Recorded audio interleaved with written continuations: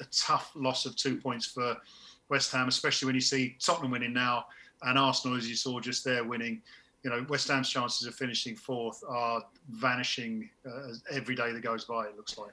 I want to just chip in with this stat, which I read today, which I find mind-blowing in many aspects. In terms of changes made to starting 11s throughout the course of the season, I think Chelsea lead the way. They're almost at 80. City have made about 71. They're all very, very high numbers. West Ham, who are trying to compete for the top four, have made, before today, 30 changes. 30.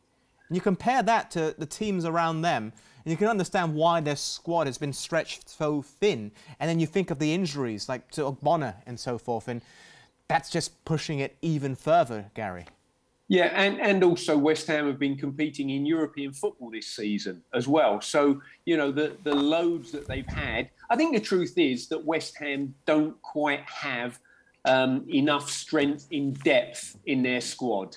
You know, when you look at the real big boys, so let's look at the top three. You know, the depth that Manchester City have, the depth that Liverpool have, and the depth that Chelsea have. You know, West Ham cannot compete with that. I think they've done really well this season to you know, keep up with the pace as well as they have. But I can only see West Ham, as the season goes on, becoming more and more stressed and therefore not picking up as many points as they were in the early part of the season. Quick mention, though, to Jarrod Bowen, JMO, because prior to this weekend's matches, I haven't updated my stats just yet, he has been involved in more goals than any other player in the Premier League this season, goals and assists, with the exception of Mo Salah.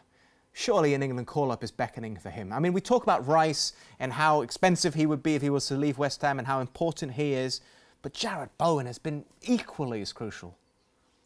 Yeah, I've been shouting his name in linking him with England for a little while now, because I think he has been exceptional. But the problem, as Gary says there, I mean, I'm not buying into depth of squad, because I think a lot of clubs, including Manchester City, have rotated using youngsters at times when West Ham could have had that opportunity. But going back to Jarrod Bowen and the situation with West Ham, when you're competing for that top four, and they've been in and out regularly in the last month or so, people are going to keep notice of you. If West Ham drop out of that because Arsenal win, Tottenham win, and all of a sudden we're talking about West Ham in 6th or 7th place, the focus isn't so much on what Jarrod Bowen's doing.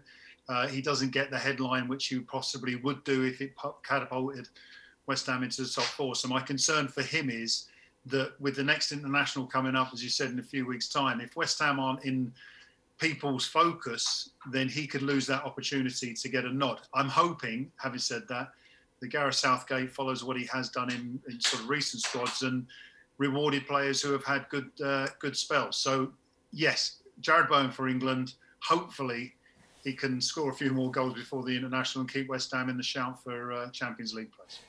Just rewinding, what do you say about the rotation there, that they should have gone with younger players like Manchester City? But their academy at City is, correct me if I'm wrong, but it's one of the best in the country. No, my point being is, Adam, you know, it's a choice that David Moyes is making, and I don't know what he does. I'm not criticising David Moyes, because West Ham is still at the top end of the table.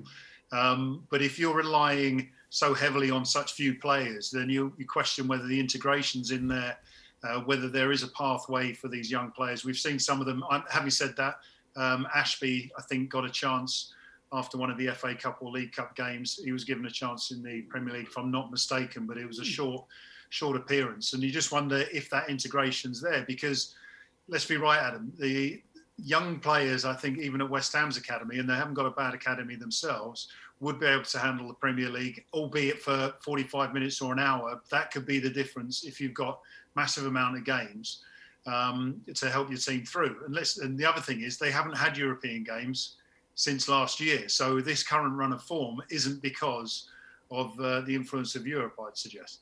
Okay. Gary, do you have anything to follow up on? Well, I guess that, you know, what I don't know is whether the quality of players that the West Ham Academy are producing are good enough at the moment. You know, every academy has its little golden periods where they produce players that filter into the first team, and then they have their periods where they don't do that. But you know, I do think that, you know, the fact that West Ham have been playing in Europe in the early part of the season has a bit of a knock-on effect. And I do think that, you know, the manager knows best. So David Moyes knows what he can put on the field that will give him the best chance of getting something out of any given game. And clearly, he doesn't feel that there's anybody sat on the sidelines or in the background that he can bring in there in order to give some of his recognised first-team starters a bit of a break.